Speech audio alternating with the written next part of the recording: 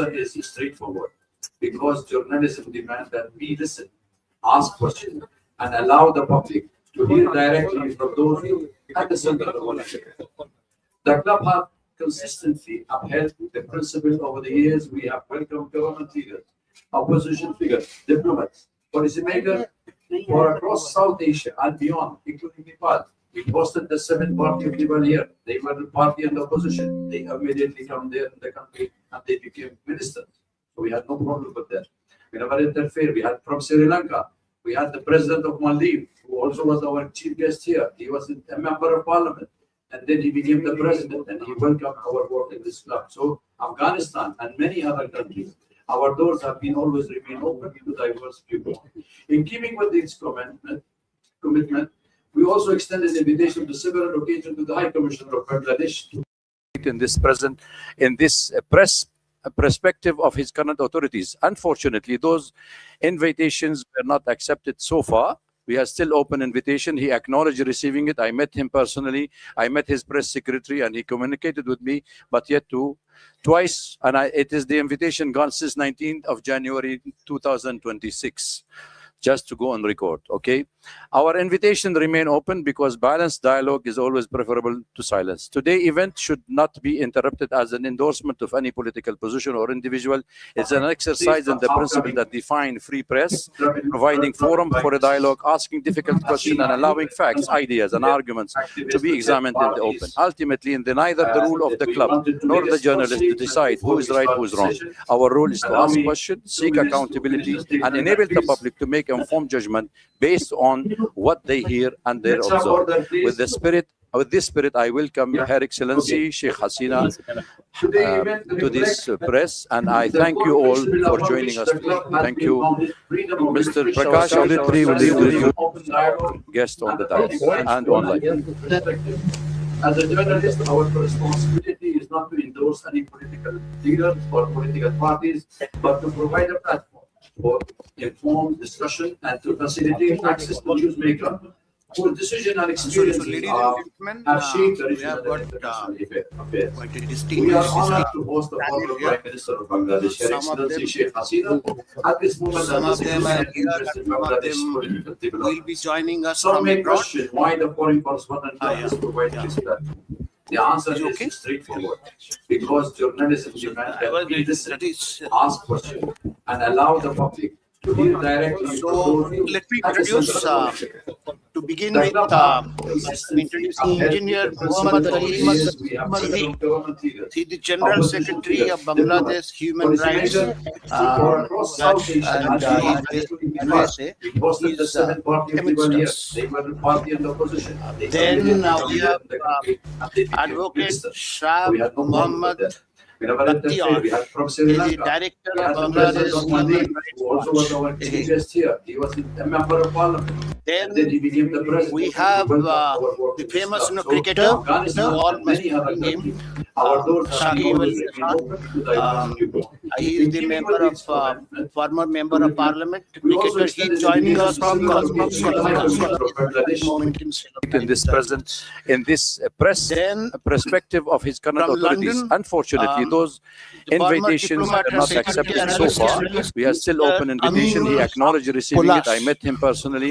I met his press secretary and he communicated with me, but yet twice. And it is the invitation gone since 19th of January 2026.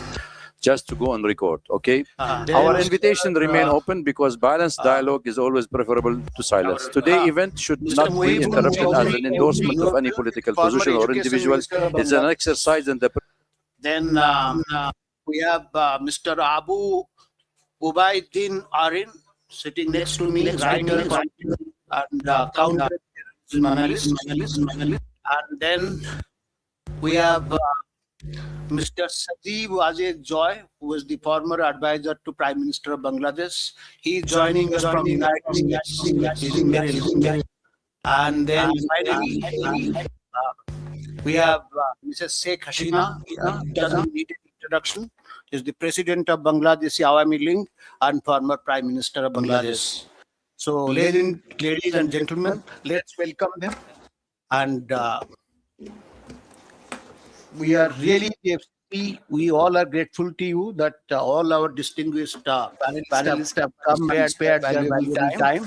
So welcome once again to all of you. Thank you. Thank you, Mr. Prakash. Can I ask each speaker, please, to limit to the time 3 to 5 minutes, and we can start with Mr. Muhammad Ali Siddiq to speak, please.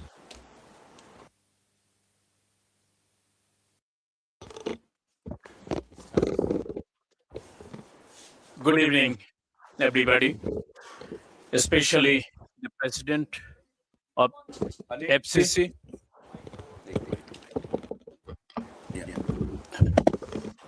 The president of FCC of South Asia, Dr. Wail Awad, organized and arranged this important and timely event to raise the voice what's going on right now.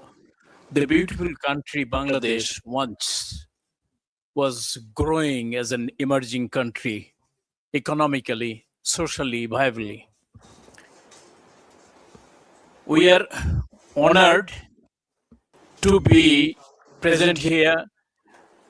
The former Prime Minister Sheikh Hasina is the chief guest, and she will deliver her important speech over here regarding the second anniversary of the crucial, disastrous, dangerous day, 5th of August 2024.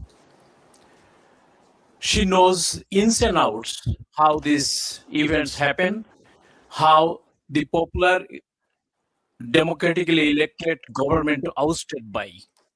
So we don't want to kill time. I traveled all the way from New York to Delhi. I would like to listen her.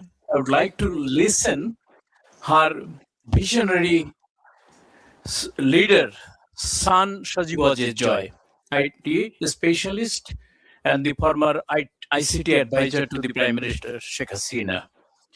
I would like to conclude here, not to expand any more further. So I'm going to give my time to the chief guest. Thank you all. Thank you very much for giving me the opportunity. Thank you, Mr. Muhammad, for sticking to the time. That was very nice of you. Please, can I have Advocate Shah Muhammad Bakhtiyar? Before that, just one second. Netri, can you hear? Appa. Honorable Prime Minister, can you hear? I'm sorry, I couldn't. We can't hear you. She can hear. Can raise your hand. Just raise your hand. Yeah. Hello. Yeah, please go ahead. Well, thank you very much for sitting in this meeting. Good evening, So, everyone. Today is Honorable FCC Club President, and with FCC Club digital print media members. I am Advocate Muhammad Bakhtiyar. I am here. We are in Bangladesh right now, severe seeking in democracy problem. Since August 5th, 2024, Bangladesh has been undergoing period of democratic crisis. Dr. Yunus' occupation of the democratically elected government of Sheikh Hasina has caused nationwide crisis where the mob violence has resigned supreme. Law and order has been taken a back seat as the life of the many have been uprooted during this time. The Yunus administration did not follow the constitution and instead following their own rule as they used their power for the own benefit. The outright ban of the Awami League has not only disrupted in Bangladesh political scene, but ruined their human rights record as well. Political leaders have been wrongly killed and also thrown them into the jail without fair court trial. During his Dr. Inu's 18-month ruling time, Bangladesh regressed as a nation economically. The growth in gross domestic product (GDP) decreased, causing unemployment to rise alongside the decrease in the law and order. Petty theft alongside other serious crime have been on the rise. To avoid taking responsibility for this, he hosted an election where the parties he picked were Jamaat and BNP. The parties their favor to him. Both parties would go on to form a government in 2025 following Inu's method. Diplomatically, we request help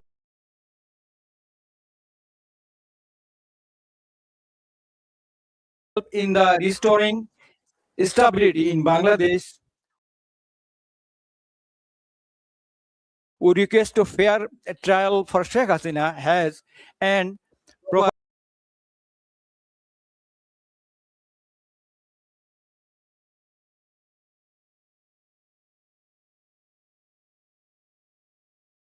election where the Awami League government can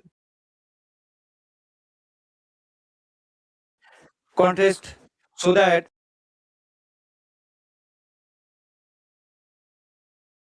democracy can be restored in Bangladesh.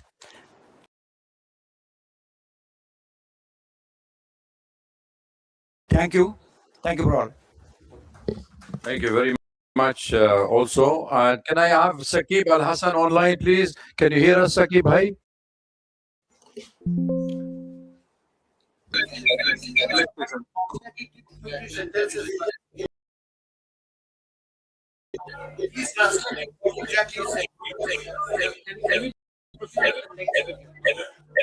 Okay, we will get that translation later on for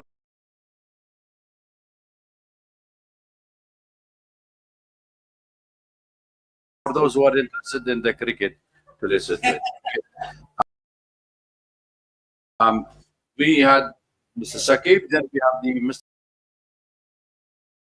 Amin al-Haq Polish to speak also with us. He is a former diplomat and security analyst. He's with us online. Hello, am I audible? Unmute your please. Yeah, it has been unmuted.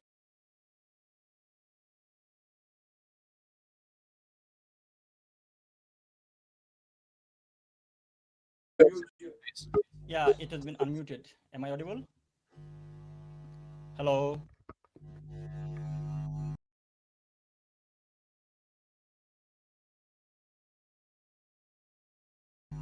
Hello. Hello.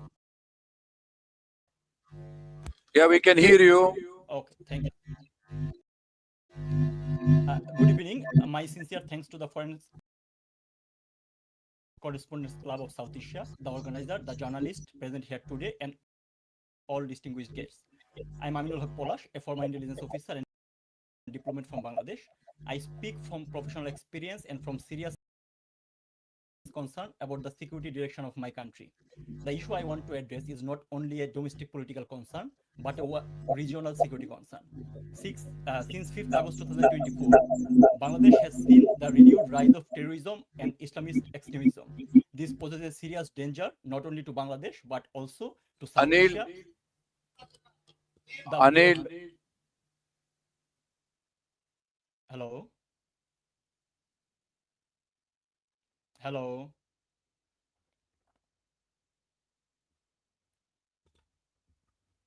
Hello.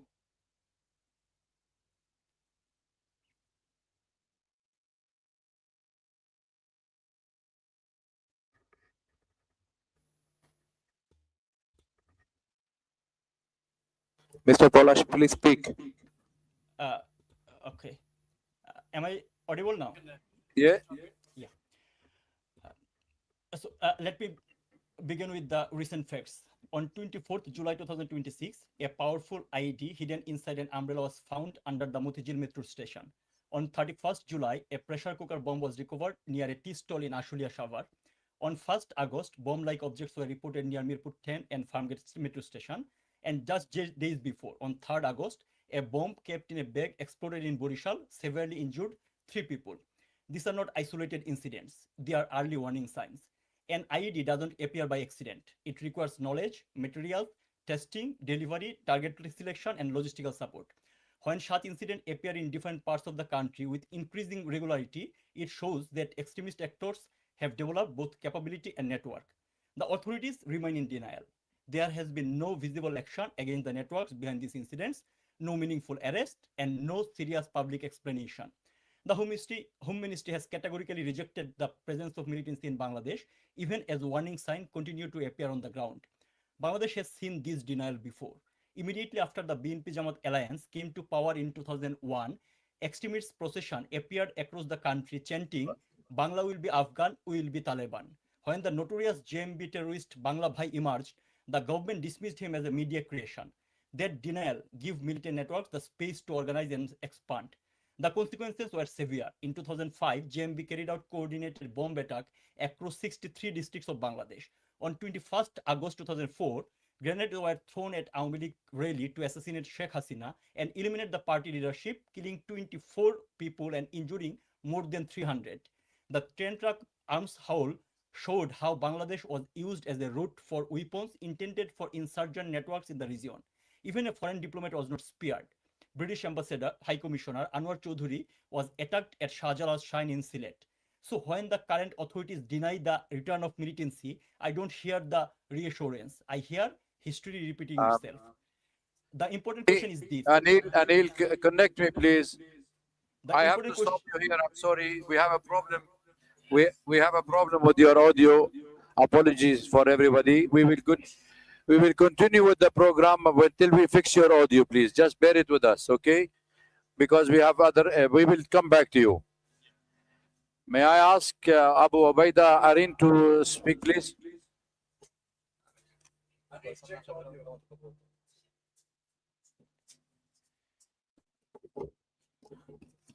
Good evening, everyone. Present over here today. Thanks for joining us today. And special thanks to everyone who is broadcasting in Bangladesh, despite of government's technocratic electronic dictatorial statement of not letting our Prime Minister, the former Prime Minister of Bangladesh, our party president,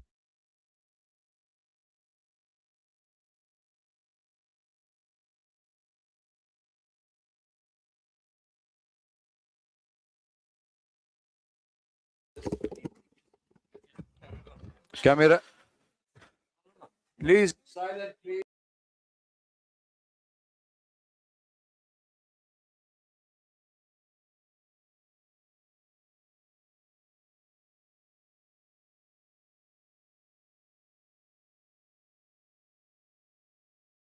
of a vision, and we believed in the vision so deeply that we carried her to a landslide victory, and she did not forget that promise. She took a country that ranked #1 in corruption and built it into one of the fastest growing economy on earth.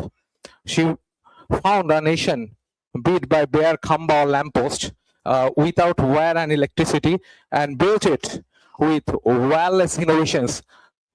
She found a nation where trust funds and foreign aid were looted, where 10% commission to however is a must thing to get a tender or any kind of business in Bangladesh. And she created, from that nation, she created Padma Bridge with our own money.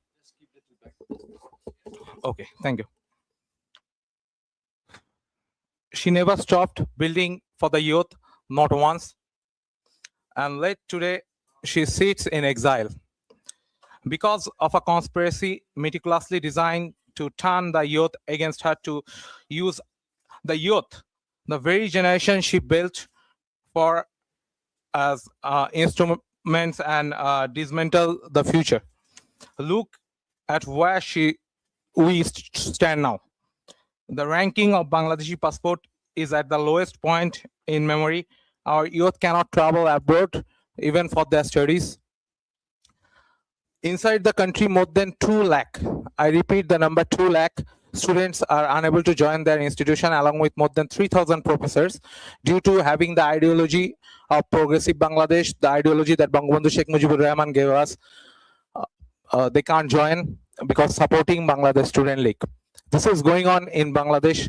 I would like, I'll invite you all to see the condition of the students, what they are going through, their family, and apart from their family, kindly look at the professors and their family. So I also want to remind you one more thing about the police killing. Today is 5th of August, just 2026, 2 years of ouster of our government. 2 years before this day, they celebrated as their victory. But I don't treat this as their victory. This day is especially dedicated to the police, because more than 3,200 police officers were killed in 5th of August 2020 during the July-August terror. And in 5th of August 2024, you can see police's body are hanging upside down in different flyovers. This is not acceptable. Bangladesh police was the first police force who stood beside us during the War of Independence. The first police force who stood beside us for that. They are now facing the consequences. I also want to raise one more concern. Bangladesh authority has recently taken a decision to issue passport to all Rohingya without any kind of verification and proper recording. This will become a global security threat. You can understand the ARSA and RSA, RSO, they are highly getting trained within the border with the help of Bangladesh military also. Soon they will export terrorism all over the world. You can see in Malaysia, more than 36 terrorists were exported from Bangladesh. This is a matter of concern. But still today, I'm not hopeless, because I can see it. Our youth are uprising again. This is okay. Our youth are uprising again. They are coming. The dream we had, it broke. It became nightmare now. But they are breaking out of the nightmare. They will come in front.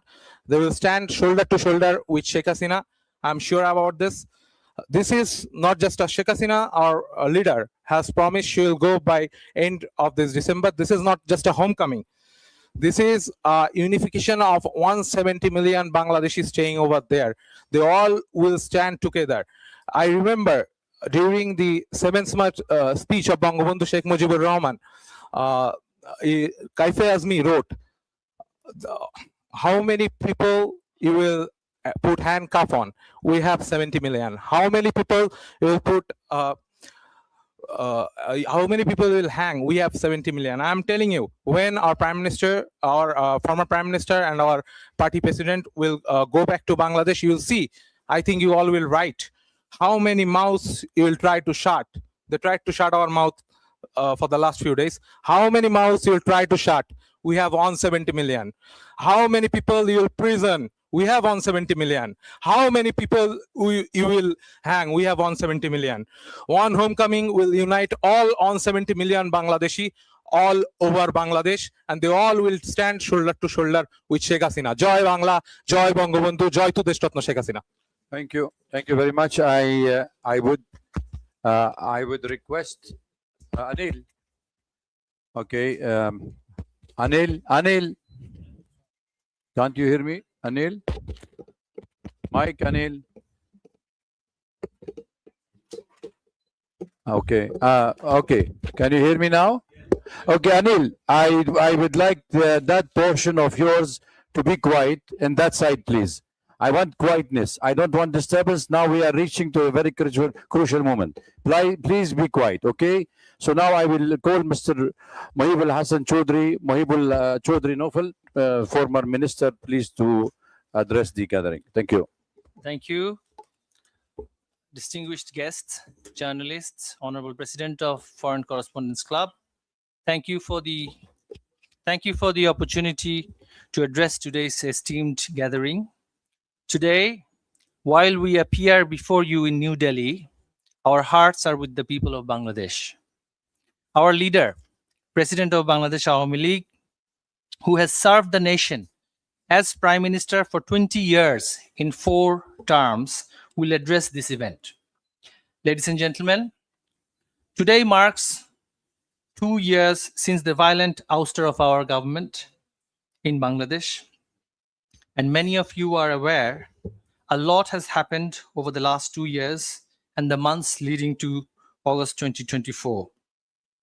When the uprising against our government began, our young people were told violent ouster of a government will lead to a discrimination-free Bangladesh. Instead, the past 2 years have left our country deeply divided and in a state of anarchy and chaos.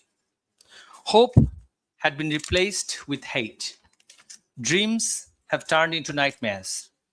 Prosperity have been replaced with poverty. Justice have been replaced with revenge. Ladies and gentlemen, today, through our leaders' address and presence, we urge our citizens. We cannot continue on this divisive and destructive path. It is time we chase unity over division, harmony over hatred, dialogue over confrontation, and justice guided by rule of law, not revenge. Ladies and gentlemen, today, across Bangladesh, millions of our citizens are struggling with high inflation and unemployment. Opportunities for young people are shrinking. Violence against women and children, journalists, lawyers, business people, and ethnic and religious minorities continue unabated. Anarchy and chaos rule society, not politics. It is, and this must change. Too much has been lost, too many lives are affected. We, as a political party, believe democracy and economy to thrive, an inclusive political polity must be established. It is in that spirit our leader Sheikh Hasina has expressed her desire to return to Bangladesh. Her and our party's objective is not to seek revenge, but fair justice and harmony. We seek a Bangladesh where political differences are resolved through democratic dialogue, where every citizen will enjoy rights under the law.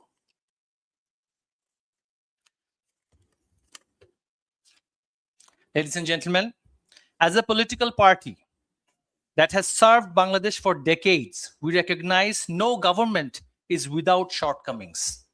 We recognize and acknowledge leadership requires humility, accountability, and the courage to learn from success as well as failure. We remain committed to building upon our success while acknowledging where we could have done better and where we have at times failed.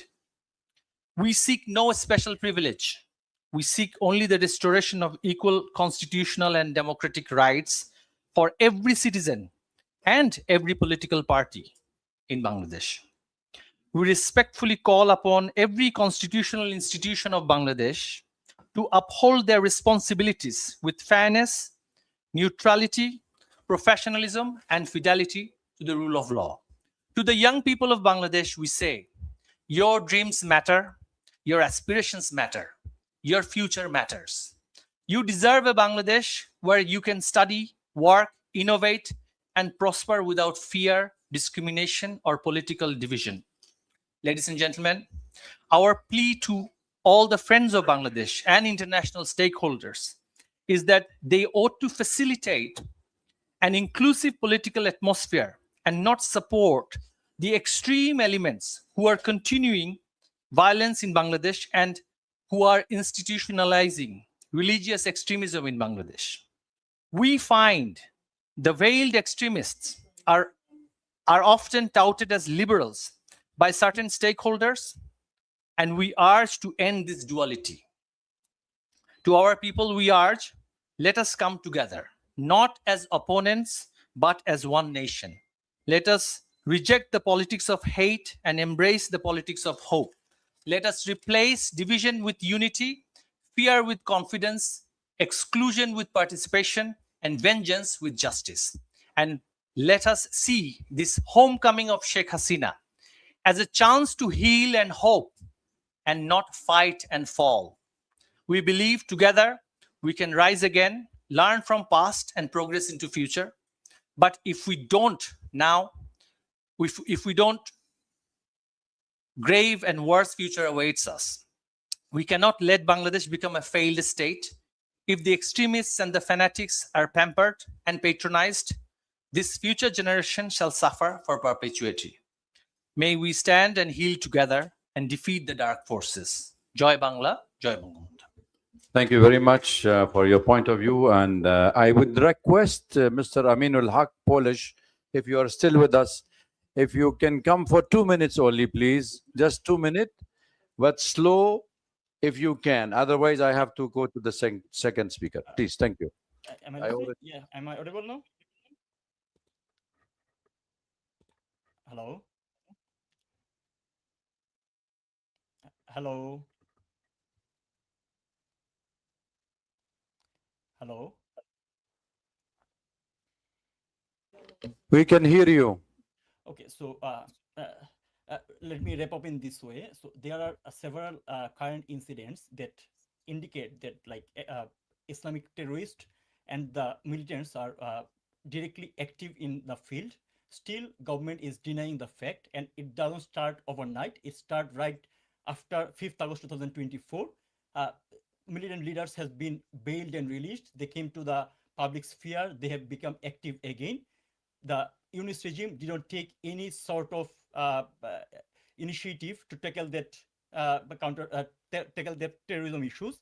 And that is still going on. So I urge to international community so that they can come forward to look into the issue, because like terrorism never confined into a national border.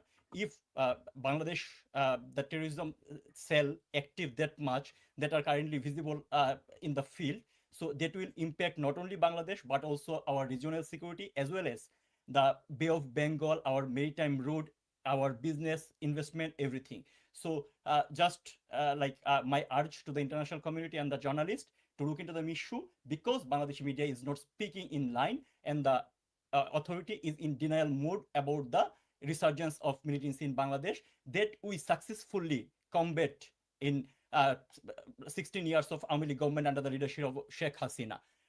Government is planning to dissolve like CTTC, ATU. They are the fundamental backbone of countering terrorism. So these things are happening in Bangladesh. We need international community attention in this matter. Thank you so much. Thanks for having me.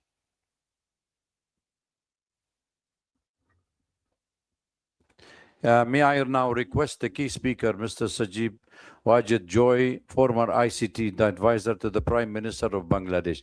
Please speak slow and soft so we can hear you all. Thank you. Thank you very much, Dr. Awad, for the kind introduction. Thank you as well for the National Press Club for hosting this event. Honored to be here today. You've heard the other speakers speak a little bit about what is happening in Bangladesh and what has happened. I want to bring a few things to everyone's attention, and this is something I believe that the international community needs to focus on. First of all, you have heard the refrain again and again that about the deaths during the July-August protests of 2024. Here is what no one is talking about. You have various counts on the numbers. You have the UN number of 1,400, whereas the government number is 800 something. Who are these additional 600 people? Where did the UN get those names? Our party has written to the UN, our lawyers have written to the UN again and again, and to date the UN has not provided any names.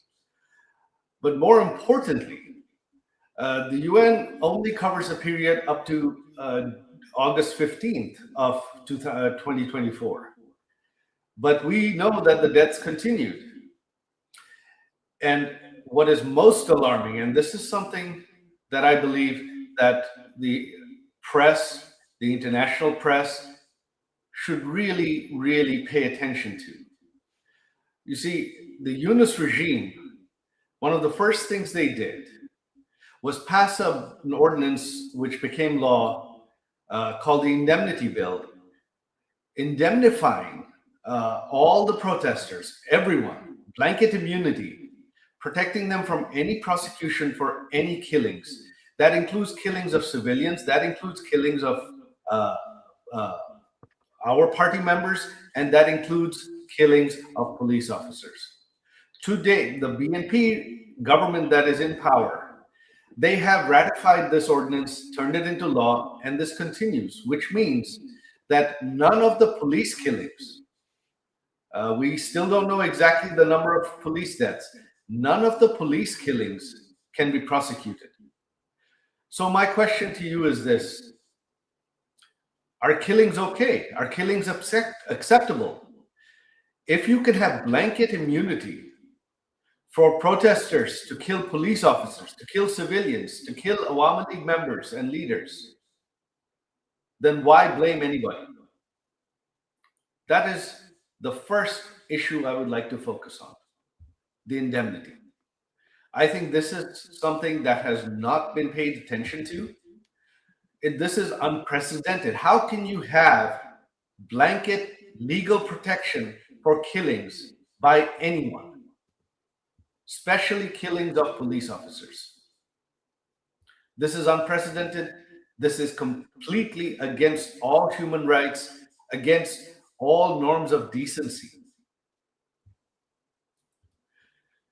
Secondly, what you have had since August of 2024, you have had thousands, tens of thousands of people behind bars, which are all now, on one hand, most of them, many of them are Awami League members and leaders. Most of them are being held without any trial, without any due process, without any bail. Many of them are elderly, in their 80s. Their health is failing. Many of them have died in police custody. Not only that, killings in police custody have continued. We have documented them. We have put them up on our websites, on our Facebook pages, full list of names, exactly when, which prison they died, under whose custody. Most of them were young. They had no reason to die. They were all killed extrajudicially by the Yunus regime, and those killings continue even today. Outside of the prisons, during the Yunus regime, and even now, our party members are being hunted down and killed. Every few weeks, someone is killed somewhere. There is no due process. The police do not take any action, and the government protects these killers. So political killing in Bangladesh since August of 2024 has been legalized. This is Bangladesh today. And if any killings are legal, then why blame the Awami League at all? And finally, since 2024, not only Awami League members and leaders that have been behind bars, but anyone sympathetic to the Awami League. This includes journalists and businessmen, especially journalists, editors, owners of newspapers and television channels who were seen as pro-Awami League, have been behind bars for over 2 years now. You are the press club. Imagine if half of you, your members, your journalists, your editors, your media owners were held behind bars without bail, without due process, without charges, without trial for an indefinite period of time. Can that be imagined in any country? Is that possible in any country? Is that legal in any way? That is a gross, gross violation of human rights, of freedom of speech. And this is something I believe that should certainly alarm the international media community. This is what's happening in Bangladesh. So Bangladesh today is a failed state. It's not a failing state. It is a failed state. There is no human rights. There is no freedom of speech. Even prior to this event, intelligence services went to the headquarters and offices of every major media outlet, every major newspaper, and instructed them clearly not to rebroadcast this event, not just to rebroadcast this event, but not to provide any coverage from any international media on this event. They're not allowed to share links from foreign media on their websites. Any journalists that were seen as still sympathetic to our government or against this government, many of them were fired even in the last couple of days. This is what's happening in Bangladesh. And what is the future? What does the future hold? There is no law and order. There is no constitution in Bangladesh today. What should concern India most is Bangladesh has become another Pakistan on India's eastern side. You have another Pakistan today on your eastern front. Foreign intelligence services, especially ISI, has an open hand. Militants, hundreds of convicted terrorists that our Awami League government arrested and convicted and put behind bars, have been released from prison. Hizb ut-Tahrir marches openly. Al-Qaeda operatives speak at public rallies. This is what is happening in Bangladesh. And this does not portend well for India and the world at large. In the future, the next set of terrorists globally are going to be coming from Bangladesh, unless this is stopped now. And where it has to begin is from the media, especially you in India. You are the world's largest democracy. Your media has reach. You cannot take this as a sensational story only when something sensational, headline-worthy happens. This is something you have to cover every day. This is something that you have to raise international awareness of. If you raise it, the international media will pick it up. If the international media covers it, it will come to the attention of international leaders. That is what needs to be done.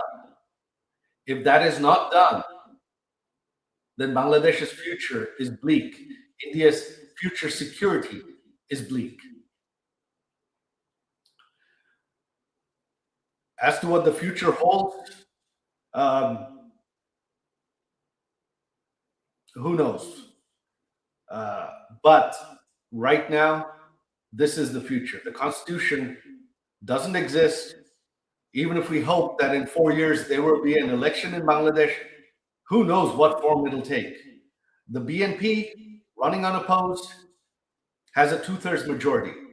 They can amend the Constitution however they want and ensure that the elections are set up just like the Yunus regime did, so that the BNP wins. What you have now is not justice. You've heard our former Minister Naufel talk about this. What is happening is not justice. What is happening is political exclusion of the opposition, of the largest political party in Bangladesh, in order to grab and hold on to power. That is what is happening in Bangladesh. This is democratic and electoral manipulation. That is all it is.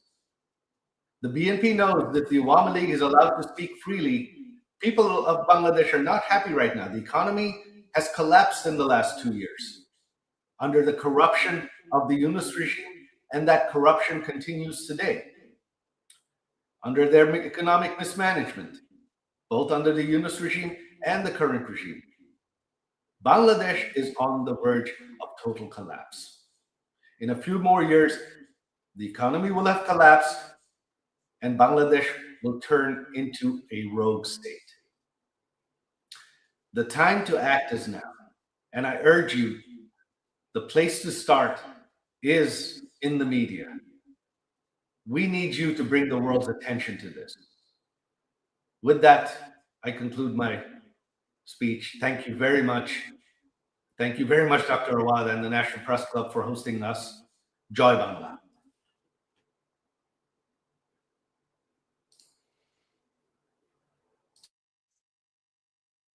Wajid, but I would request you to stay online with us because there will be questions raised by the colleagues around. So please stay with us till we have the Honorable President of the Awami League, Mr. Certainly, Sheikh. I will stay online to answer questions. Yes, Thank please. Then let me get her online, and then we will take her point of view, audio only. She's been with us, and Honorable former Prime Minister, could you please take the mic? The floor is yours. Thank you very much. It's a great honor for me to be with you. Thank you, and thank you for everybody who present here or who are listening. Distinguished journalists, members of the Foreign Correspondents Club of South Asia, respected guests, friends of Bangladesh, ladies and gentlemen, Assalamu alaikum. I thank the Foreign Correspondents Club of South Asia for giving me the opportunity to speak to you.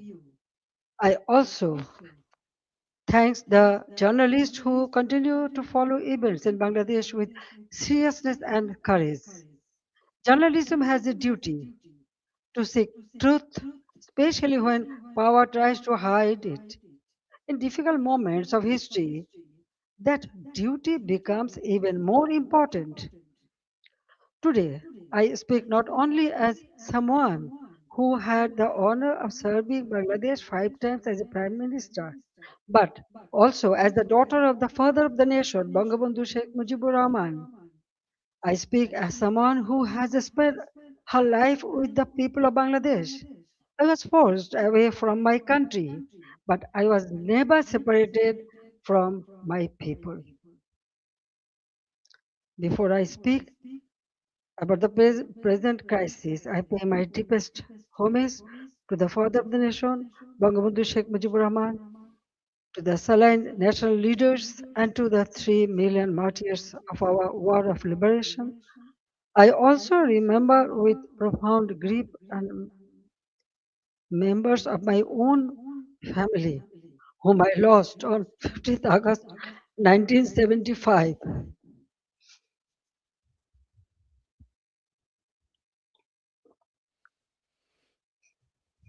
Today is also the birthday of my beloved brother Sheikh Kamal, who was 2 years younger than me. He was a valiant freedom fighter, a youth leader, a sports organizer, and a cultural activist. His life represented the courage, creativity, and patriotism of the young generation of Bangladesh. I remember him today with deep love, pain, and pride.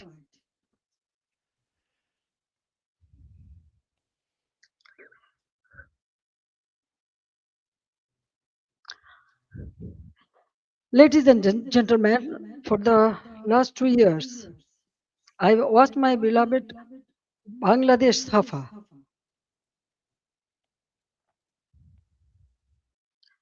Fear has entered homes, workplaces, and campuses. This is not the Bangladesh we built. This is not the Bangladesh for which 3 million people sacrificed their lives in 1971.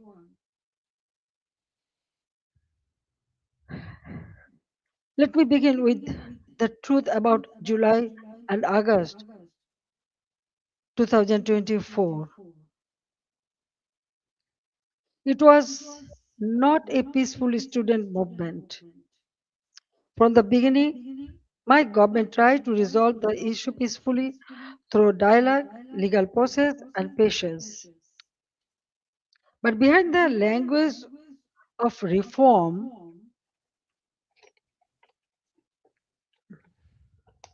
organized groups were working to turn students' demand into violent political instrument. In 2018, responding to student demands, we abolished the quota system. In 2024, when the High Court annulled the decision, the government appealed because we wanted to uphold the abolition. I personally took the initiative for dialogue with the students and invited them to Ganabhavan, the Prime Minister's residence. Three ministers also held discussions with them. A quota reform movement was turned into a one-point demand for my resignation. False propaganda was spread in a planned way. Genuine students were emotionally manipulated, while organized groups used their movement as cover for and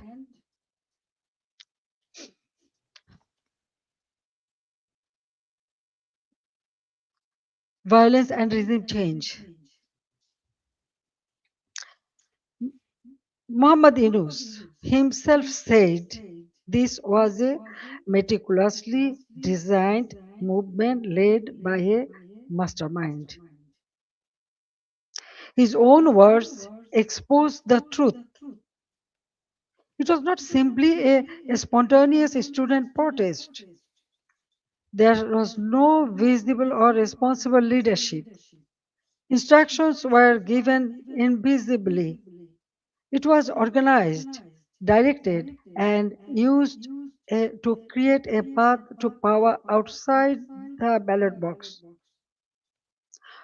From July 15th, the character of the movement changed.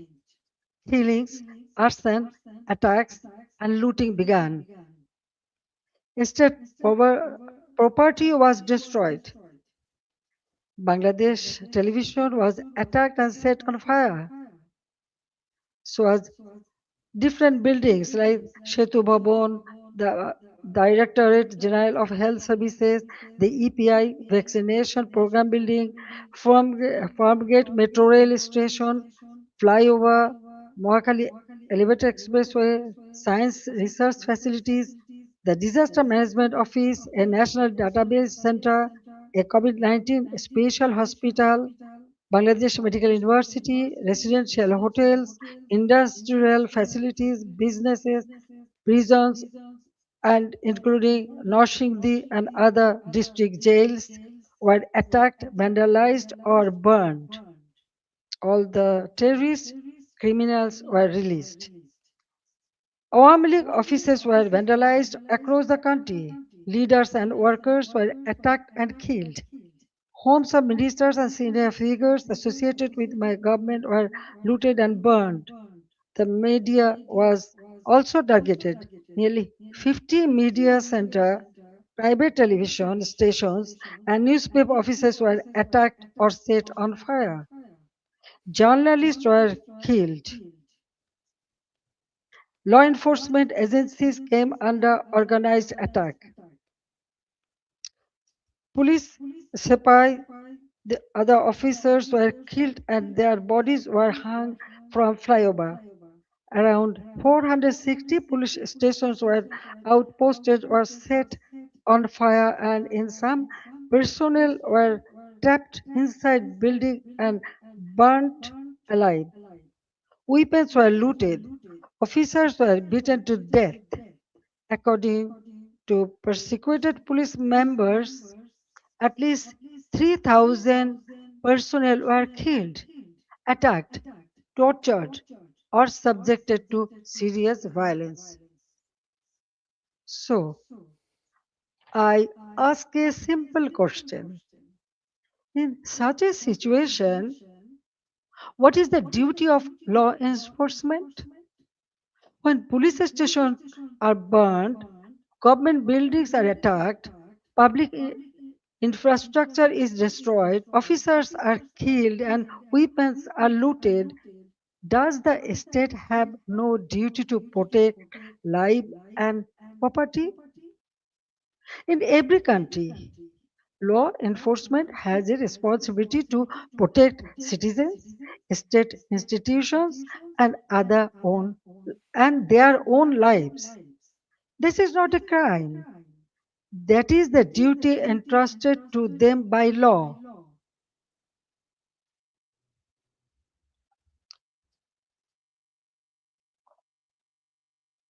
At the same time, I wanted the truth to be known. That is why I formed a Judicial Inquiry Commission on 18th July 2024. Its purpose was clear.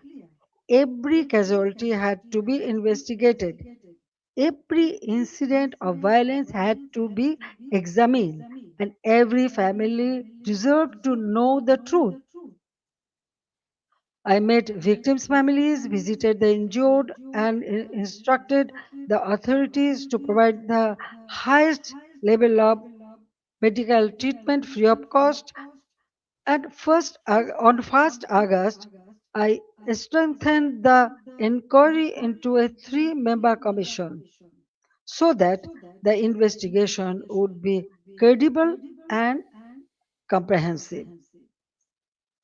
But after seizing power, the illegal interim government led by Muhammad Yunus stopped the investigation. They did not allow the truth to come out. They gave indemnity to those who involved in the killings. If they truly wanted justice, why did they stop the inquiry? If they had nothing to hide, why protect the killers? That one decision tells the truth. They did not want justice, they wanted power. They did not want investigation, they wanted the evidences buried. Their own words export the truth.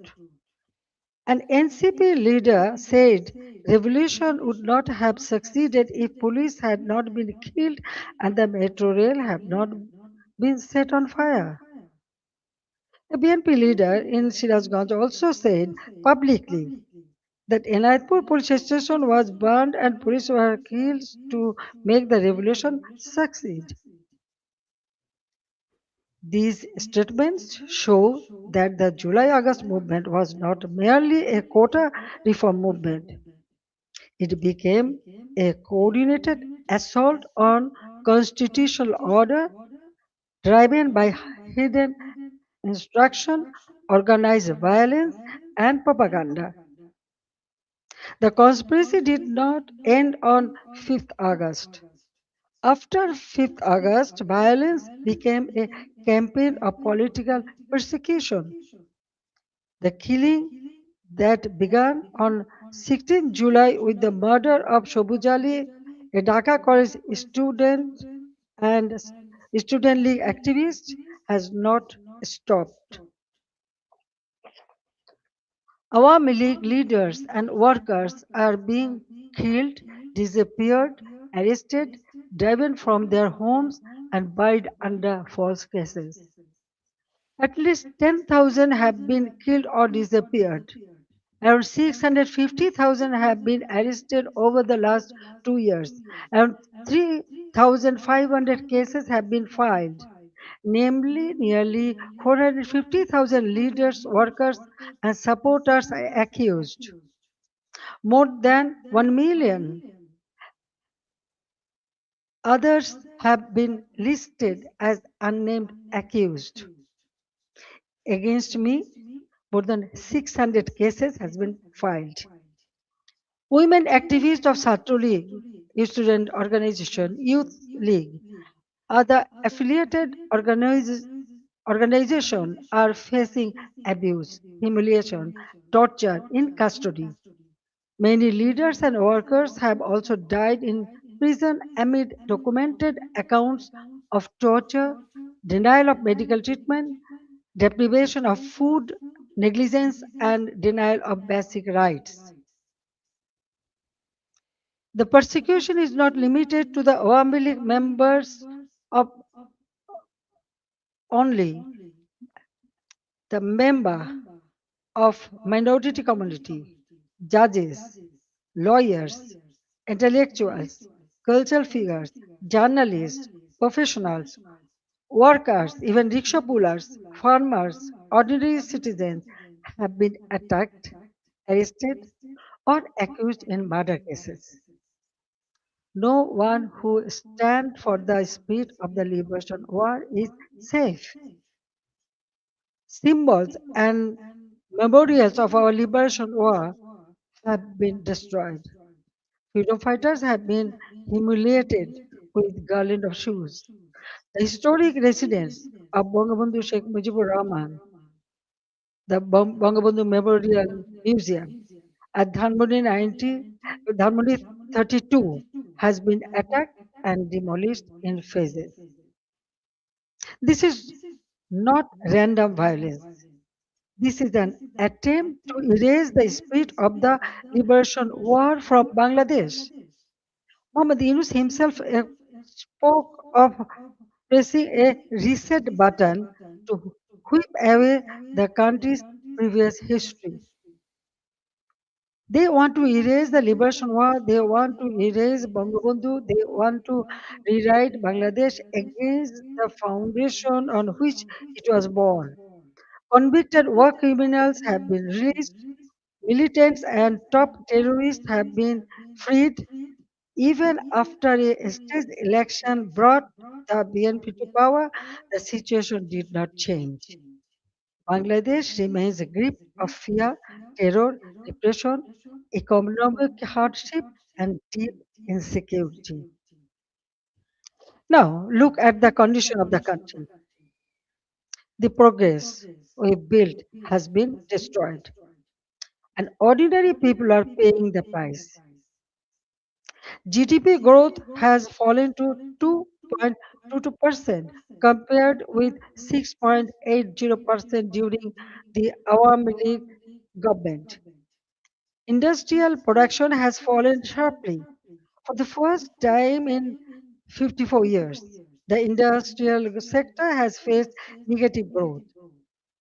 Defaulted loan in the banking sector have reportedly risen from 13% to 47%. Poverty has increased from 18.60% to 46.8%. Investment has turned negative. Job creation has collapsed. More than 2 crore people have newly fallen into unemployment.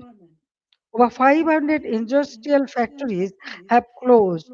More than half of industrialists and business owners are either in prison or forced into hiding. The government is running by borrowing 700 to 900 crore taka from banks every day. Project costs have been increased by 50% to 250%. At the same time, militancy is rising. Women and children are facing torture, rape, humiliation. And ordinary people no longer feel secure in their own lives. Extortion, murder, kidnapping have become regular features of daily life.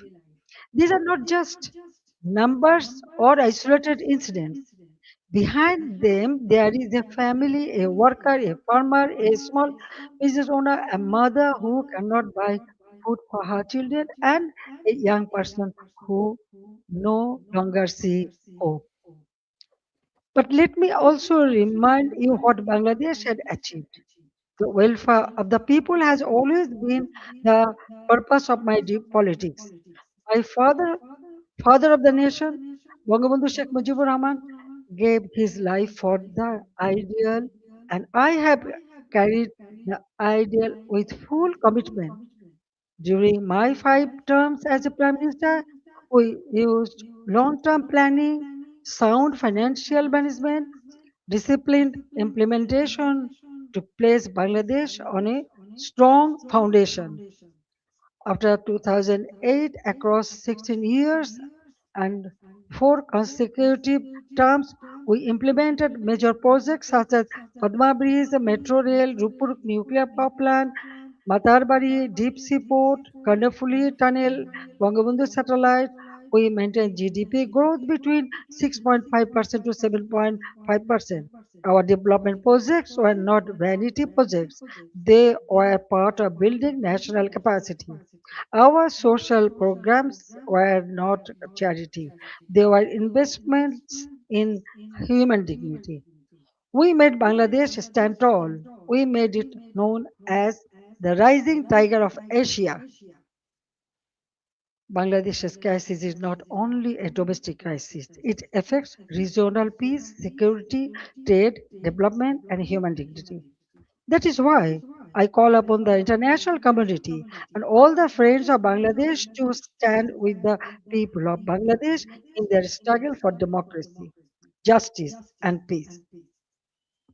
A stable Bangladesh matters for South Asia, for the Bay of Bengal, for development partners, and for all countries that believe in democracy, rule of law, and justice. The next decade can be a decade of recovery and renewal, but only if democracy is restored and the people are allowed to decide their own future. That is why I make these demands clearly. The ban on the Awami League must be lifted, political prisoners must be released, false cases must be dropped, freedom of speech must be restored, media freedom must be protected, judicial independence must be guaranteed. Law enforcement agencies must serve the people, not those who use power for revenge. These are not demands for one party only. There is necessary steps to save Bangladesh. Whatever fate awaits me, I will return to my people. I cannot stay away while my beloved countrymen are suffering. I know I may be detained, I may be sent to prison, they may try to enforce verdicts issued in fabricated cases, but fear cannot decide my duty to the people. My life moved beyond calculations of personal safety long ago. In 1971, I was in imprisonment with my mother. My son, Joy, was born in captivity. In 1975, I lost my family. I spent 6 years in exile. After returning home, I fought against military ruler, dictatorship, and political conspiracies. There were 19 assassination attempts against me.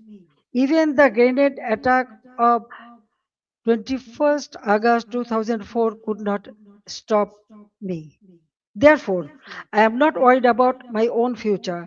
I am worried about the future of Bangladesh.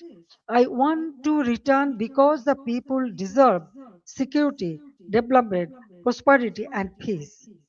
They deserve a state that protects them, an economy that gives them opportunity, and a democracy that gives them rights. My return and the return of the Awami League to the democratic process is not about power. It is about putting Bangladesh back to the right track. It is about reviving the country's path of development, progress, secularism, stability. I want to return to Bangladesh to one purpose, to stand beside the people and help improve their lives. The people are the source of all power. I believe in them, I trust them, I love them, and I will return to them. Joy Bangla, Joy Bangabandhu. Thank you very much for listening me and giving me so much time. Thank you.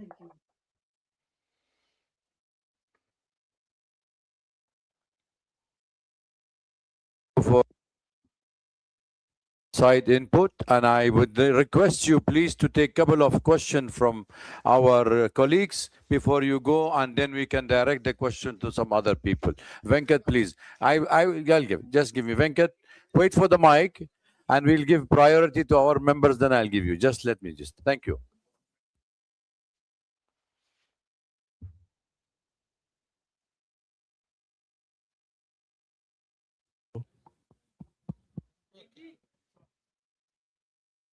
it on? Can you hear me? Okay. Madam Sheikh Hasina, have you decided on the date on which you're going to go back to your country? Because the present regime says the moment you arrive in Dhaka, they're going to arrest you. What are your plans if they arrest you? Have you put together any team of lawyers to defend you in a court of law? What are your plans? Thank you. Thank you very much. Actually, I was not ready to take answer, but when you ask me, after going back, they may arrest me. I'm telling you one thing. 1981, when I returned home, that time also they tried to stop me. Dear Rahman was in power, but I went there. But 1983, I was arrested. And again in 1985, 1987, there are several times. Even 2007, that time also I was outside the country, but when I wanted to return home, they tried to stop me, but they could not. I returned home. So I know that they may put me in the jail or they may kill me, they may, anything may happen, but still I have to go back. You are friend of Bangladesh. You are here. I know you will support me. So the people's support, it is very important for me. Yes, I am with them. Thank you. Joy, Sajib will take the question, right?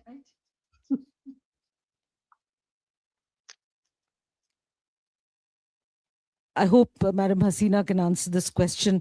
Sajib is a US citizen. The US ambassador to India has recently visited Bangladesh and expressed his confidence in Mr. Tariq Rahman's leadership. And Sajib is, of course, I'm aware that you have dual citizenship, Bangladesh as well as the US. But how do you view the US ambassador's remarks and his support also offering further deepening of trade relations with Bangladesh?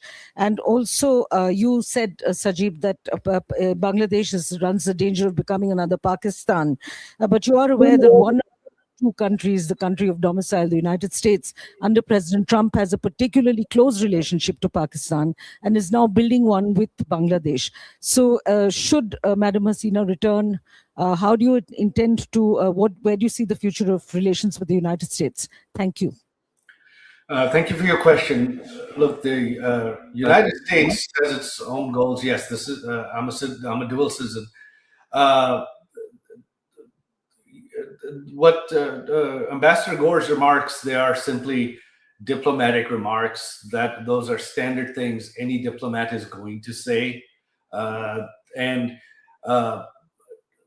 the current U.S. administration, their focus is on trade. They are not focused on democracy, human rights, any of that. Their focus is to increase trade with the U.S. No matter what. So that is what this, the policy this administration is continuing. However, as you are very familiar, in the U.S., it is a very democratic country. The government changes, policies change completely, and the U.S. has close relations with Pakistan now, but a few years ago they didn't. So this can all change very quickly.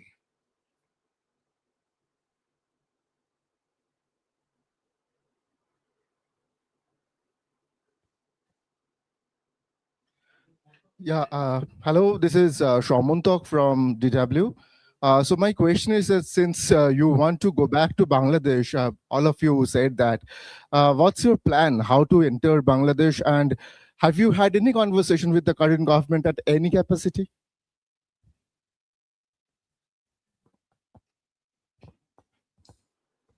I think my mother wants me to answer that as well. No, we are not in communication with the current government at all. She is doing this. She wants to do this regardless of what the government of Bangladesh wants.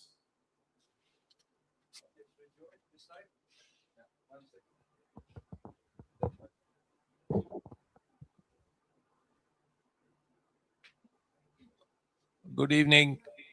My question is, the Sheikh Hasina has been in India for 2 years roughly. And how has her stay been? Has she been in touch with the government of India and its officials? And the fact that she's keen to go back, is this something the government of India is aware of? And how does the government feel? Because the Prime Minister of India in the past has said that Sheikh Hasina is my sister. Well, obviously, the fact that she wants to go back has made international headlines, so I'm sure there isn't anyone in India who is not aware. With regards to how they're treating her, they are treating her like a head of state. They are treating her very well. She's staying as with the full services and security of a head of state. They have shown her, Prime Minister Modi's government has shown her the utmost respect, and for that I am eternally grateful.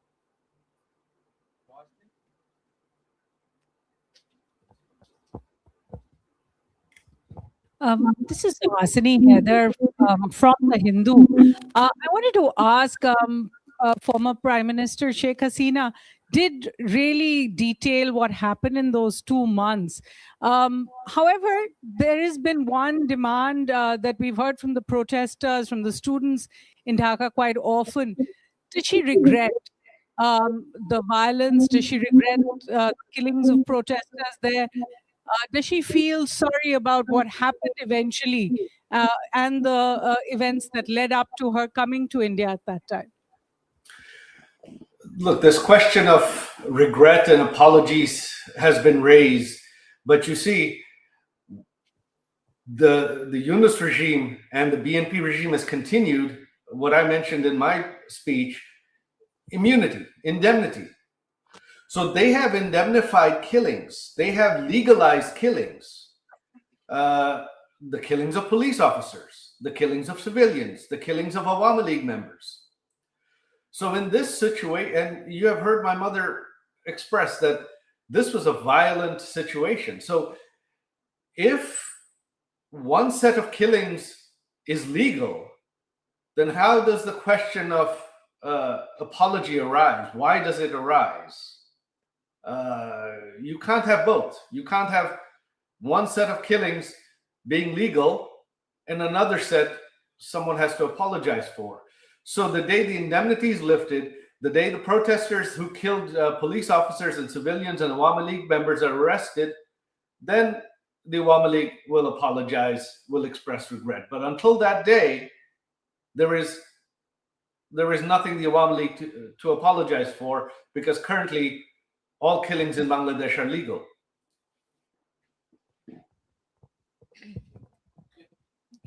My name is Sultana Rahman. I'm from Bangla News Network. Honorable former Prime Minister, apnake salam. Maybe I'm the only journalist from Bangladesh here. I'm really excited and emotional too. It's a great opportunity to ask you a question. That is, you know, the basic foundation of Bangladesh is under threat. That is our liberation war. Many people, hundreds of thousands of people, they are concerned, they are dying, but still they are sad. They are upset about the history, what is happening on our history in 1971. And my question is to you. I talk all walks of life. They asked me when she's coming. You told that you are coming in December. What is your actual plan? Thank you so much. Unfortunately, my mother is the only one that can answer that. I think she has left. She's not. No, I'm here. I can answer. No problem. Well, you see, I just declare that I'm coming. I'm going to Bangladesh. Okay. Now the date and everything. Of course, when time will come, I will tell you. I told everybody. I hope that the people. Actually, I received response from all the people. So I believe that Bangladesh people suffered a lot, but I cannot take it. And that's why I decided to go back. The time, December month is our victory month. So I want to go back in the month of December. I know I may face anything, but what happened? Bangladesh need reconciliation. Bangladesh needs constitutional development and constitutional position. Bangladesh people should have their constitutional right, justice. Now they have nothing. Economically, everything ruined. Politically, there is no such politics. No one can talk. No one can speak. Yes, there was the election. Everyone said, "Oh, yes, this is a good election." Okay, fine. Then why the persecution is going on? Still, they are arresting our people, torturing them, killing them. Why? So I believe in democracy. I believe in secular democratic system. So that's why I want to go back, and the time and everything will go. And the history. Now already they destroyed all our symbols of our victory, the liberation war, our victory, but everything has been destroyed. So we have to bring it back, because this country we liberated, it is our pride. So I want to bring back that pride to for our people, and so they can stand by themselves, and proudly they can say that we liberated the country, so our history should prevail. That's all. And thank you very much. You speak always in favor of our liberation victory. But at this moment, you know what is happening. Those who lost the war, now they are praising them. They are okay. I don't want to make much comment. Thank you.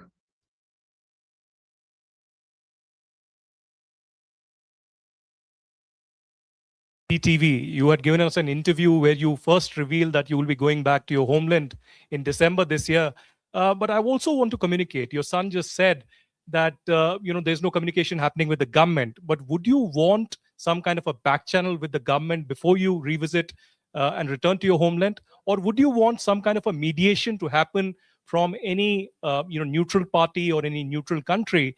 I ask this especially because today and yesterday, the Bangladesh government has put a blanket ban on your speeches and statements. So, how would you intend to now communicate with your own people back in Bangladesh? Thank you very much. India is our friendly country. Anytime Bangladesh is in a disastrous position, India always stand behind them, and they give shelter every time.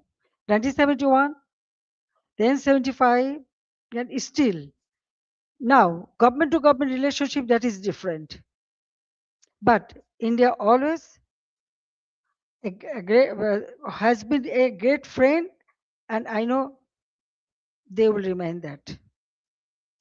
Now, about us, yes, I told you that I was not ready to leave my country. I didn't know that I am coming here, but somehow I reach here. One day, perhaps it will be another. How I am, because all our people, they brought me here. But they took shelter. Okay, so as a friendly country, they always remain as a friend. But I want to go back to my own country. So I believe that I should go. I'm going for my people. It is not the matter of government.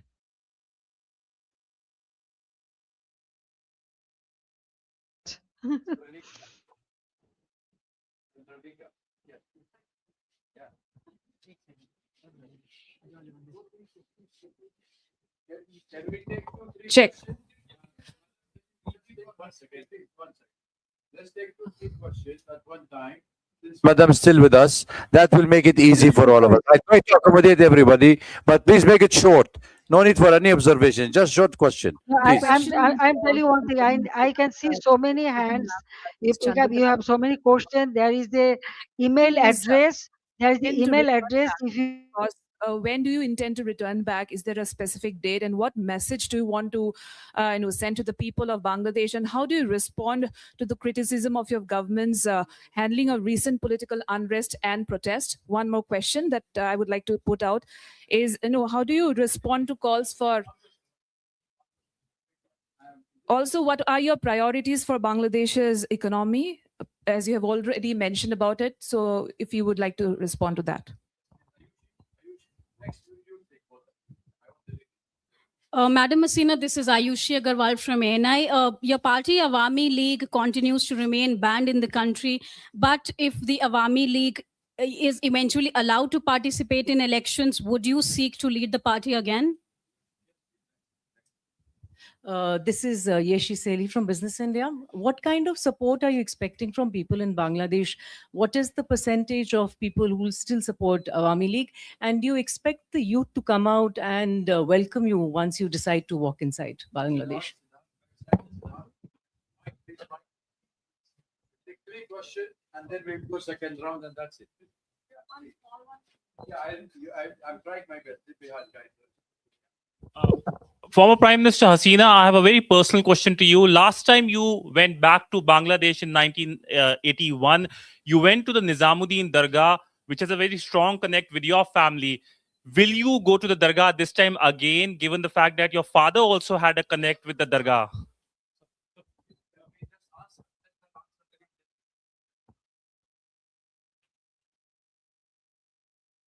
Yes, ma'am, please. Madam Hasina.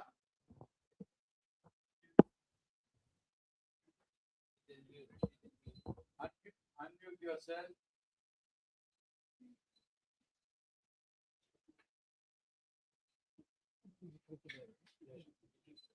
Unmute yourself, please. Anil, can you unmute her?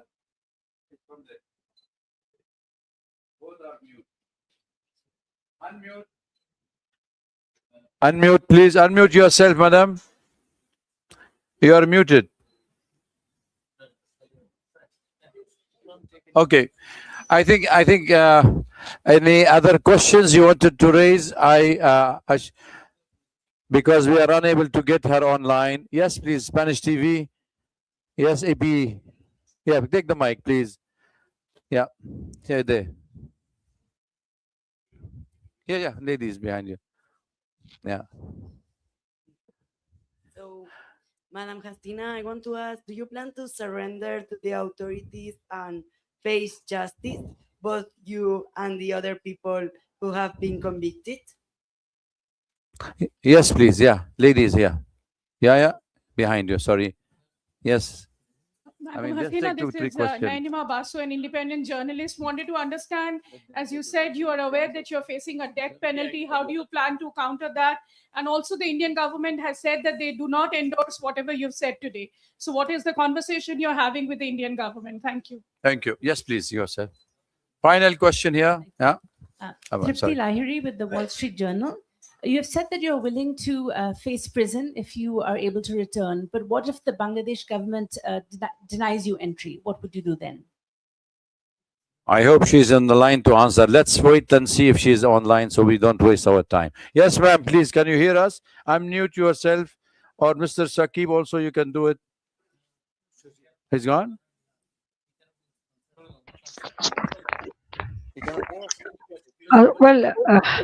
Yeah. What I want to say that all the questions already I answered many of the paper or media before that, and that's why I feel no need, because going back to Bangladesh, I already told you, and visiting the serene place, this is our custom. Definitely, usually we do it. So Nizamudi Auli or any place we can go, we can visit. That's the one thing. Another thing is that most of the question I think already I have answered you in the past in the media. Now the government, what government will do, it is their matter. I have decided to go, I will go. And when time will come, you will be able to know everything. Okay. Now I think I have there is an email address. If you have more question, you can send it there. Then you will get your answer. So I don't want to take you much of time. So Okay. thank you very much.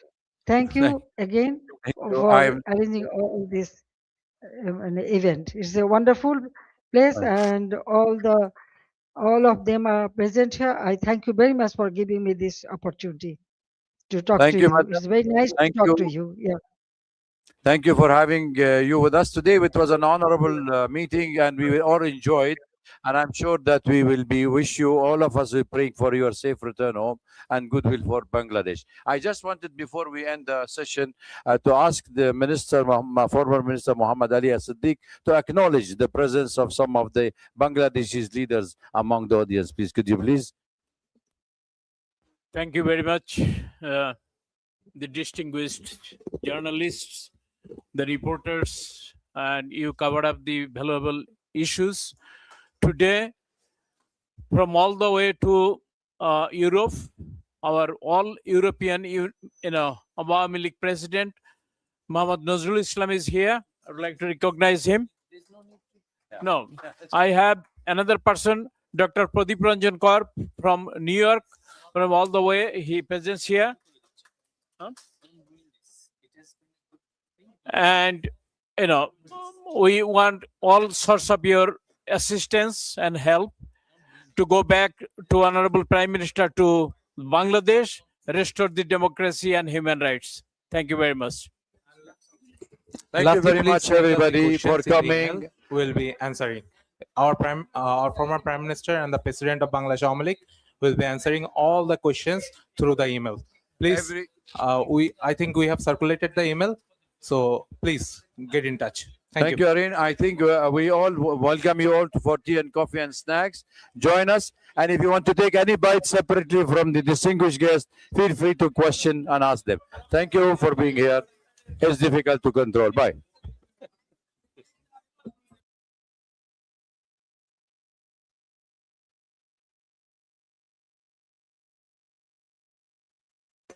There is also her script, the transcript of her speech.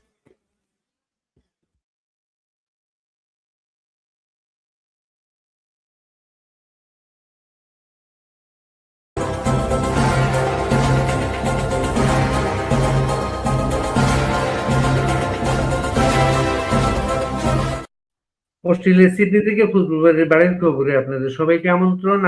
আমরা আমাদের একটা special show, এটা প্রধানমন্ত্রী শেখ হাসিনা দিল্লির যে বিদেশি সাংবাদিকদের যে সংগঠন ফরেন করেসপন্ডেন্ট ক্লাব, সেখান থেকে সরাসরি একটা সংবাদ সম্মেলনে অংশ নেবেন। সেই সংবাদ সম্মেলনে আমরা সংযুক্ত হব। আমরা আমাদের সাথে কিছু অতিথি আমাদের সঙ্গে যুক্ত হবেন। এই মুহূর্তে যুক্ত হয়েছেন ফ্রান্স থেকে চৌধুরী মারুফ অমিত, তারপর বিলাত থেকে সুরত মনসুর যুক্ত হবেন। আমাদের আরো কিছু গেস্ট যুক্ত হবেন। আমরা এটা সরাসরি সেই সম্প্রচারের সময় আমরা মাঝে মাঝে আমাদের অতিথিদের বক্তব্য শুনবো। তবে আমাদের মূল টার্গেটটা থাকবে আমাদের সরাসরি সম্প্রচার, যেটা প্রধানমন্ত্রী শেখ হাসিনার বক্তব্য প্লাস হচ্ছে এই আয়োজনটা 5ই আগস্ট দ্বিতীয় বর্ষপূর্তি উপলক্ষে। আর এই আয়োজনের শিরোনামটা করা হয়েছে হোম কামিং, মানে শেখ হাসিনা যে বাংলাদেশে ফিরে আসছেন, এই বিষয়টাকেই কিন্তু এখানে গুরুত্ব দিয়ে তুলে ধরা হবে। এখানে প্রধানমন্ত্রীর আইটি বিষয়ক উপদেষ্টা সজীব জয়, তিনি কিন্তু মূল প্রবন্ধটা এখানে পরে শোনাবেন। প্লাস হচ্ছে আওয়ামী লীগের মহিবুল হাসান চৌধুরী নওফেল এবং নিরাপত্তা বিষয় আমিনুল হক পলাশ, এবং এই যে উদ্যোগটা ওই সাংবাদিকদের সংগঠন প্লাস নিয়োগ ভিত্তিক বাংলাদেশ হিউম্যান রাইট ওয়াচ এর মহাসচিব প্রকৌশলী মোহাম্মদ আলী সিদ্দিকী তিনিও এখানে একটা গুরুত্বপূর্ণ ভূমিকা পালন করবেন। সাকিব আল হাসান এখানে সরাসরি উপস্থিত থাকার কথা ছিল।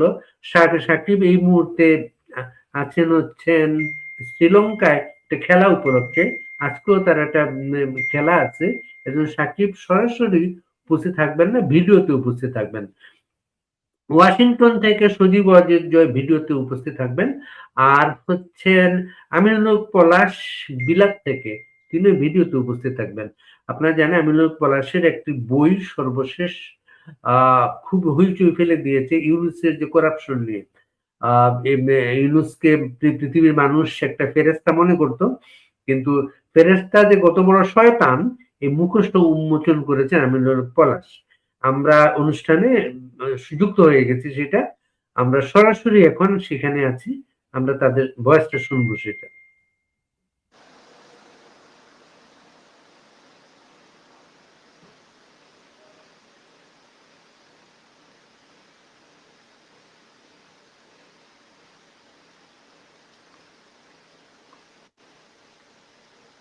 আমরা এখনো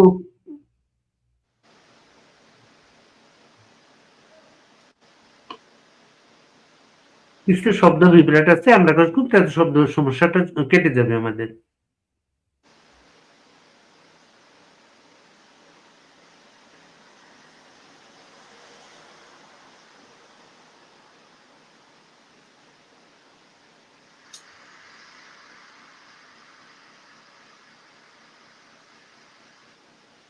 এই সংবাদ সম্মেলনটা বাংলাদেশ সরকারের জন্য বিব্রতর এই কারণে সারা পৃথিবী থেকে মানুষ সেটা দেখবেন।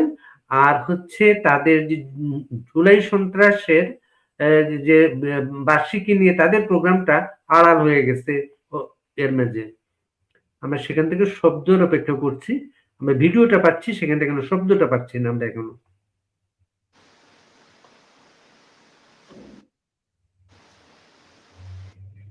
আমরা অন্য একটা সংযোগে যাওয়ার চেষ্টা করছি, এই সংযোগের মাধ্যমে আমরা শব্দ পাচ্ছি না, সেখান থেকে আমরা সরাসরি শব্দ সহ একটা নতুন একটা লিঙ্কে আমরা যাওয়ার চেষ্টা করছি।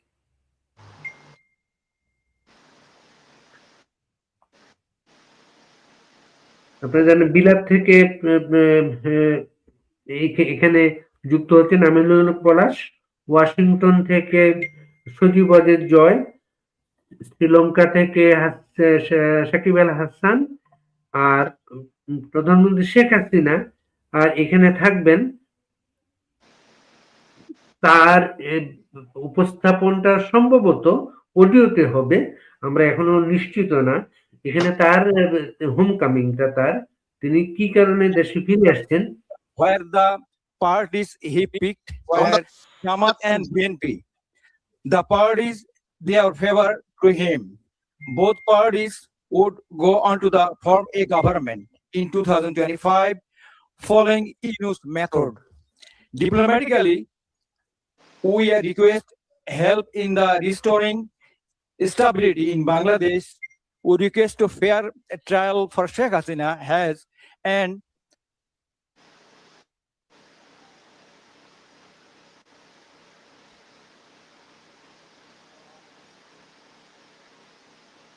ইন্টারনেটের চাপটা বোঝা যাচ্ছে এত। Where the Awami League government can contest so that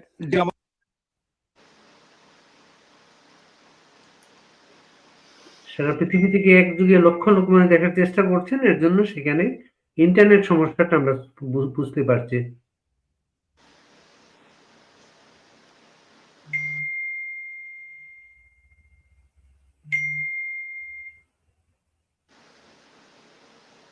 democracy can be restored in Bangladesh.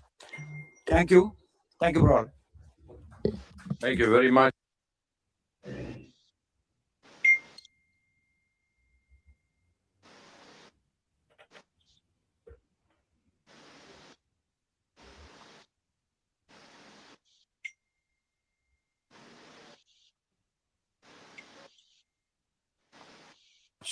Also, can I have Sakib Al Hassan online, please? Can you hear us, Sakib? Bhai?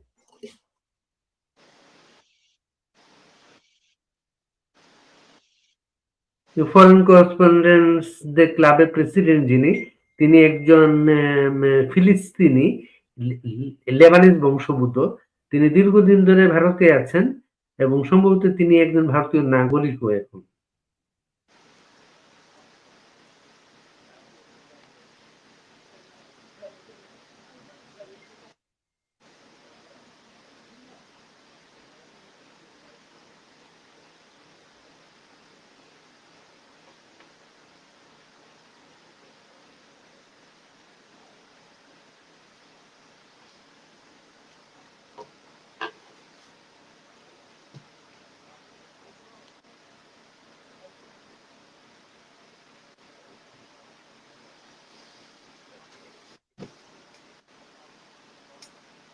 As a nation, economically, the growth in gross.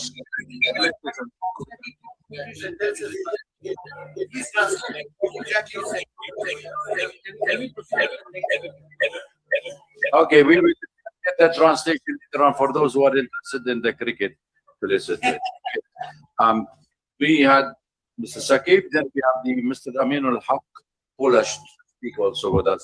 He is a former diplomat and security analyst. He's with us online. Hello, am I audible? Unmute your. Yeah, it has been unmuted. Am I audible? Hello. Aminul পলাশ আমাদের নিয়মিত অতিথিদের একজন, তিনি London থেকে যুক্ত হচ্ছেন। We can hear you. Okay, thank you. Good evening. My sincere thanks to the Foreign Correspondents Club of South Asia, the organizer, the journalists present here today, and all distinguished guests. I'm Aminul Haq Polash, a former intelligence officer and diplomat from Bangladesh. I speak from professional experience and from serious concern about the security direction of my country. The issue I want to address is not only a domestic political concern, but a regional security concern. Since 5th August 2024, Bangladesh has seen the renewed rise of terrorism and Islamist extremism. This poses a serious danger not only to Bangladesh, but also to South Asia. Anil. Hello. Hello.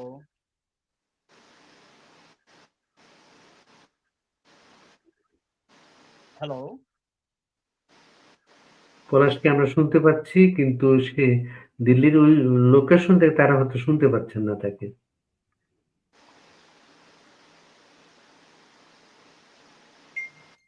Mr. Polash, please speak. Okay. Am I audible now? Yeah. Yeah. Let me begin with the recent facts. On 24th July 2026, a powerful IED hidden inside an umbrella was found under the Motijil metro station. On 31st July, a pressure cooker bomb was recovered near a tea stall in Ashulia Shavar. On 1st August, bomb-like objects were reported near Mirpur 10 and Farmgate metro station. And just days before, on 3rd August, a bomb kept in a bag exploded in Borishal, severely injured 3 people. These are not isolated incidents. They are early warning signs. An IED doesn't appear by accident. It requires knowledge, material, testing, delivery, target selection, and logistical support. When such incidents appear in different parts of the country with increasing regularity, it shows that extremist actors have developed both capability and network. The authorities remain in denial. There has been no visible action against the networks behind these incidents, no meaningful arrest, and no serious public explanation. The Home Ministry has categorically rejected the presence of militancy in Bangladesh, even as warning signs continue to appear on the ground. Bangladesh has seen this denial before. Immediately after the BNP Jamaat alliance came to power in 2001, extremist procession appeared across the country chanting, Bangla will be Afghan, we will be Taliban. When the notorious JMB terrorist Bangla Bhai emerged, the government dismissed him as a media creation. That denial gave militant networks the space to organize and expand. The consequences were severe. In 2005, JMB carried out coordinated bomb attack across 63 districts of Bangladesh. On 21st August 2004, grenades were thrown at Awami League rally to assassinate Sheikh Hasina and eliminate the party leadership, killing 24 people and injuring more than 300. The 10-truck arms haul showed how Bangladesh was used as a route for weapons intended for insurgent networks in the region. Even a foreign diplomat was not spared. British Ambassador, High Commissioner Anwar Choudhury was attacked at Shahjalal's shrine in Sylhet. So when the current authorities deny the return of militancy, I don't hear the reassurance. I hear history repeating itself. The important question is this. Anil, connect me, please. The I have to important stop you here. I'm sorry. We have a problem. We have a problem with your audio. Apologies for everybody. We will continue with the program until we fix your audio, please. Just bear it with us, okay? Because we have other. We will come back to you. May I ask Abu Ubaida Arin to speak, please?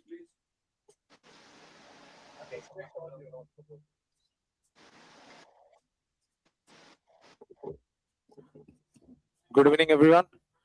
Present over here today. Thanks for joining us today. And special thanks to everyone who is broadcasting in Bangladesh, despite of government's technocratic, electronic, dictatorial statement of not letting our Prime Minister, the former Prime Minister of